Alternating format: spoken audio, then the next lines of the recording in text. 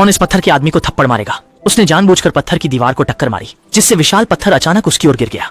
दुर्भाग्यपूर्ण बात यह है कि पत्थर का आदमी तेजी से बच गया, लेकिन जब उसने देखा कि चट्टान में एक टुकड़ा गायब है तो उसे विशाल पत्थर उठाना पड़ा और बिना किसी हिचकिचाहट के पत्थर को खाली जगह में लगा दिया। जैसे ही उसने किनारे पर एक खींच लगाई, अनगिनत चिंगारियां गिरी और खंडित चट्टान तुरंत स्थिर हो गई, जिससे पत्थर का आदमी बहुत संतुष्ट हुआ। इसके बाद वह फिर से आगे बढ़कर एक जलाशय के पास आया, जहाँ उसने जमीन पर जंग लगे ढाल देखे जो उसे सैकड़ों साल पहले की याद दिला गए। उस समय वह एक युद्ध देवता था।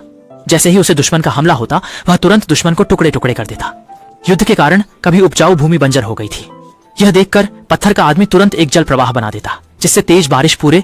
बाद में वह एक ज्वालामुखी के मुहाने पर गया। एक अचेत क्षण में पत्थर अचानक जमीन पर बैठ गया। आश्चर्य की बात यह है कि उसकी बांह से अचानक गहरी लाल लावा निकलने लगी। लावा तुरंत पूरे शरीर में फैल गया। जैसे ही पत्थर व्यक्ति असमंजस में था, दूर से अचानक एक बिगुल की आवाज सुनाई दी। पत्थर व्यक्ति उस आवाज का पीछा करते हुए एक चट्टान के पास आया, लेकिन उसने देखा कि समुद्र की सतह पर बहुत सारी युद्ध नौकाएं हैं जो सीधे उसकी दिशा में आ रही हैं। पत्थर का आदमी बहुत गुस्से में था।